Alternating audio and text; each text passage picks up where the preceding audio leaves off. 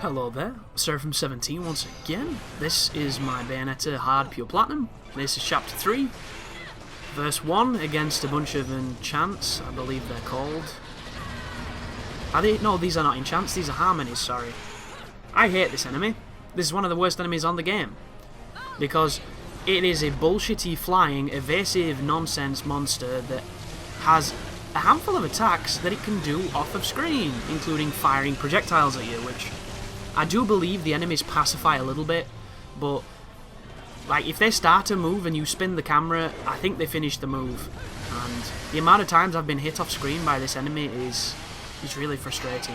And the torture attack gives you the chainsaw, which is the slowest swinging angel weapon in existence, and it just, oh, it really winds me up.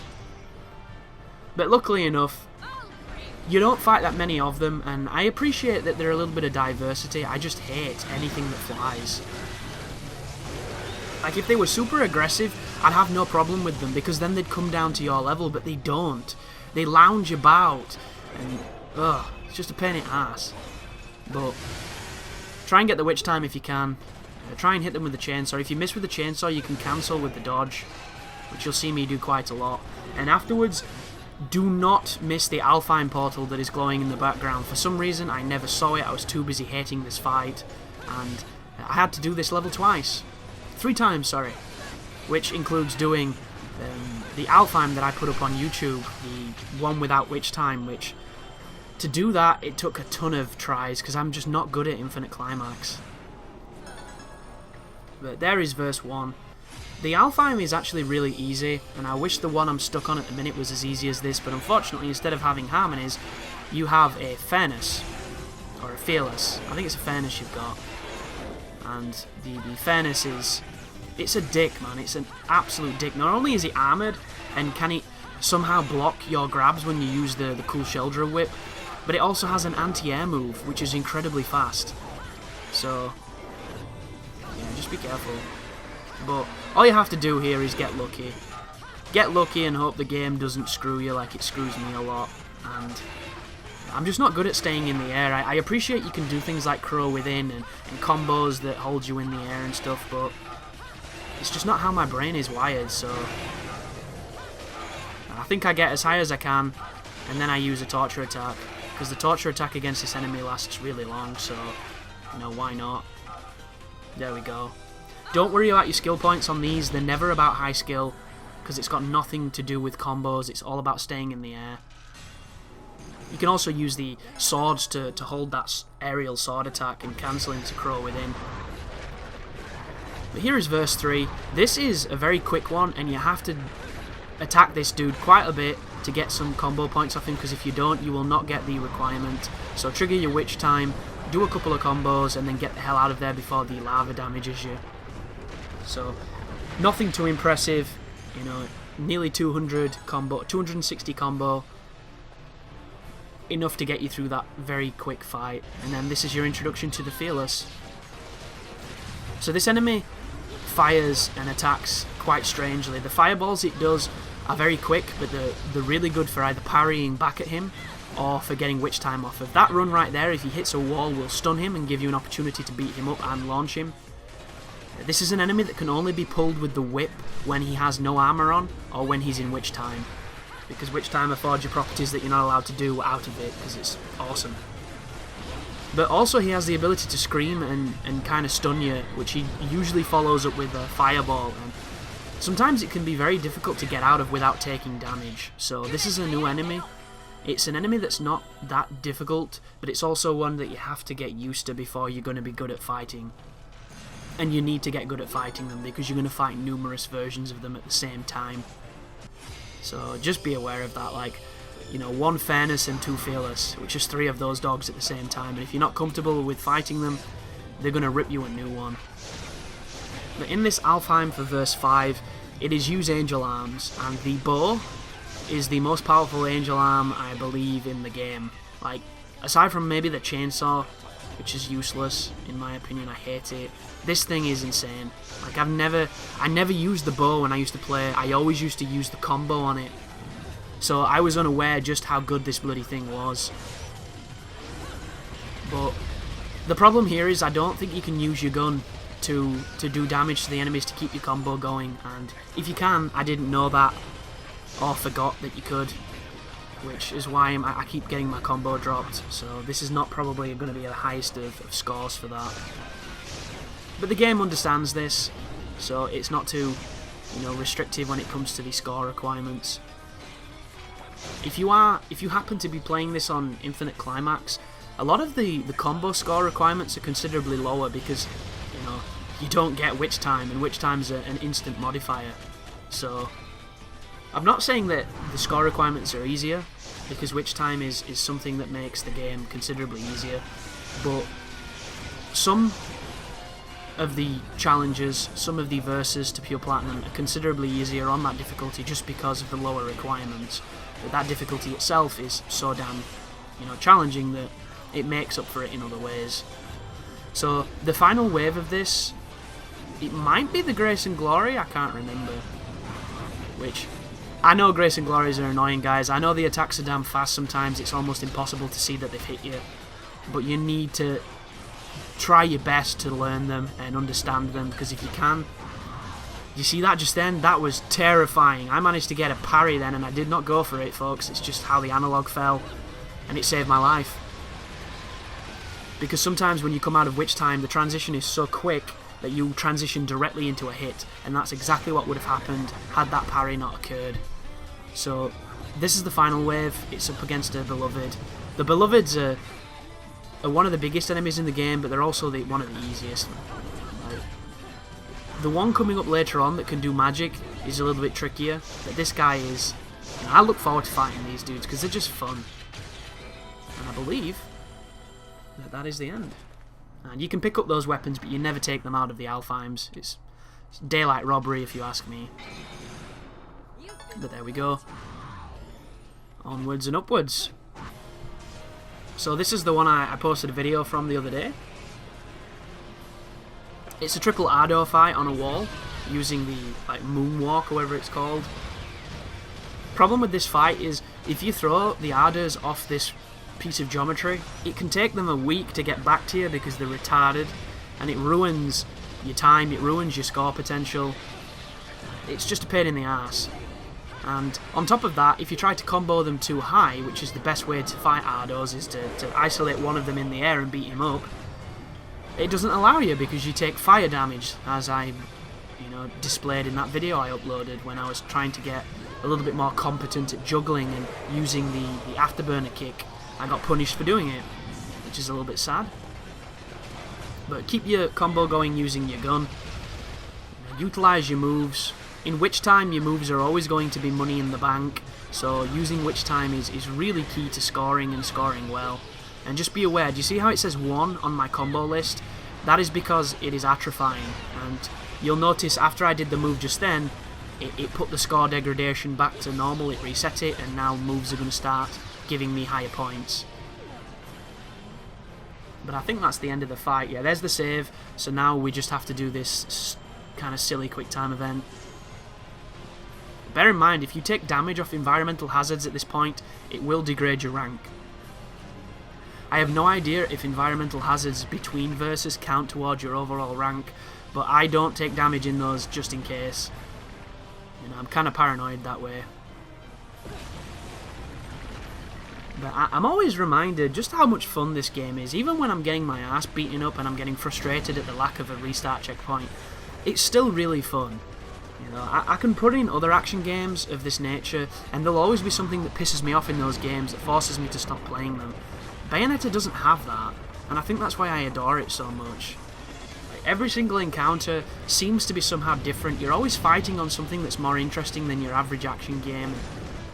Occasionally those instances are annoying because they make it hard to see, but for every time it's hard to see, there's another area that's just, it makes you smile with how interesting and fun it is. That right there was a perfect parry, and I deflected the projectile. I don't recommend it though.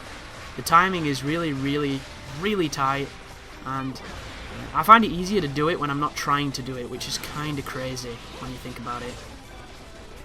But this move right here, this is one of the strangest attacks in the game. It's a move where you have to dodge a lot later than you normally have to with Bayonetta, and sometimes when you delay your dodge to try and get the witch time on it, they grab you. And I never remember having trouble with them, but for some reason, that move is so like disharmonious compared to the other stuff. It's just out of the rhythm of the game, and I don't know why. It might just be me. But as I mentioned, you do need to get comfortable with the fearlesses, so here's 2 at the same time. Torture attacks on them will take off about half their life, so if you're struggling and you want to get rid of them, or you just want a nice boost to your score, make sure you use them. You know, torture attacks are a really good way of getting good score. If you're finishing every enemy with a torture attack, you're probably maximising on potential points. But this is a Grace and Glory fight in the goddamn lava cave. The problem here is this enemy is a retard. It really is. Sometimes it'll just start teleporting. It'll somehow get far away from you and it'll decide to teleport, and occasionally it takes it about 20 minutes to teleport because it's too busy picking its ass. So my strategy against these enemies is going to be very similar every time we fight them. Witch time into lasso into torture attack, and then finish them off with whatever I can.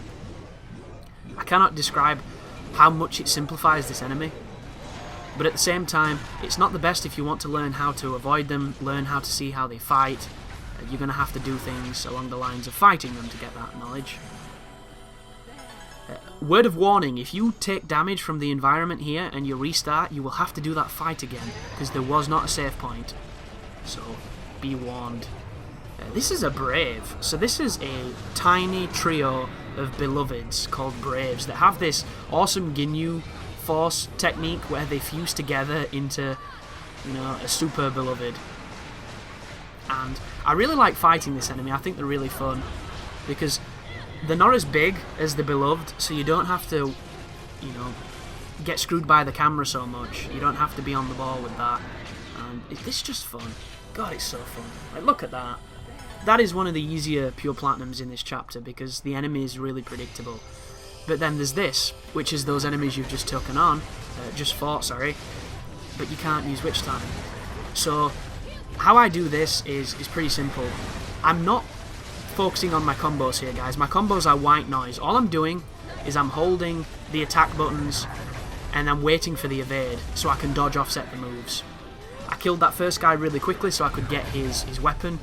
And the reason I did that is so I could bump my combo up, because believe it or not, the combo requirement here is actually pretty damn high. So, start your combo, hold it, wait for the attack, dodge, start your next combo, hold it, wait for the attack, dodge. That is all I'm doing. Because that way, I'm not focusing on my attacks, I'm not focusing on being stylish, but I'm keeping my combo going, and I'm not getting hit. And you cannot spam the evade here, unfortunately, because when you go into Panther Within, you do get iframes, but every so often you'll get clipped. So be aware that sometimes distance can be useful, sometimes it's not so useful. You can use Tetsuzanko here, but I was saving it. You can also do the heel stomp. You can do the YBY moves if you should choose to. But at this point I knew I had it, so I've got my combo up nearly to 10. I just had to focus on not getting hit, and when it's just one of them compared to that clusterfuck of enemies, it's nowhere near as challenging. But that is a tricky one if you're no good at dodge offset. But there is the pure platinum. Onto verse 11, which is another Alfheim, and it's use Wicked Weaves. So these enemies are on fire, so you have to use Wicked Weaves. And you'll notice I have the sword on. And whenever I put the sword on, it means I mean business, because I was getting pissed off. And that's pretty much what this is. And the thing that gets me with this game is you can't seem to do attacks against thin air. Because the game has an auto attack feature, which, don't get me wrong, is a good thing, it means that you can't stack up the first 2 hits of this move unless you dodge offset. And as I've mentioned, I'm not that comfortable with doing it. I don't really like doing it. And I'm trying to change that. And this is a great opportunity to practice, because this is an area where dodge offset is really useful. But I just found in this particular instance that being really aggressive was the best way to do this. Don't worry about your combo, don't worry about, you know, too much bullshit. And just be aware, after this phase, there is a hellacious phase coming, and I'm going to use the Bangle of Time for it, because 2 Fearlesses and a fairness. Really? And all you want to do here is get rid of him. He is the douchebag. The other two guys are really easy to get witch time off. He is a douche. So get distance from these enemies and wait for them to spit. If they don't spit, you'll have to go close and bait the chomp. But I think as well after this that a couple of joys turn up and you're just like, seriously game, are you taking the piss?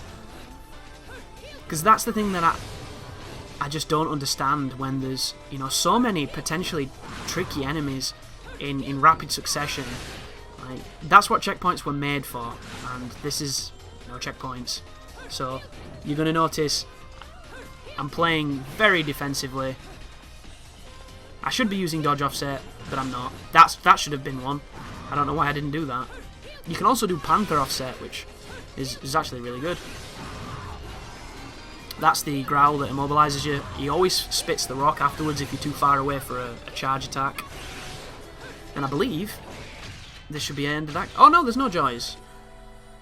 It was just those three enemies. Oh wow, we cut him in half. How cool was that? I've not seen that before. I thought there was joys there. No, this game's nice sometimes. They could have put joys there. I suppose we should look at it like that. But that's verse 11, and I think there's only one verse left, and it's the stupid harmonies. So, I tried to combo this, I tried to do this stylishly, and it just didn't work. I got a really good take, but afterwards I was in mid-air doing a torture attack, and I couldn't recover and get back on the platform, so I fell off and took damage, and it ruined the rank. So, for the successful one, I just torture attacked them, because what's the point? Stupid enemy, stupid environment, stupid fight. Don't like it. But this is the final verse of the level. After this, you just have to do the traversal to the end. And then we get to fight Fortitudo, who is actually really easy. I don't know why I used to take so much damage when I used to fight him before, because aside from how fast he is in the very first phase, after that it's really simple.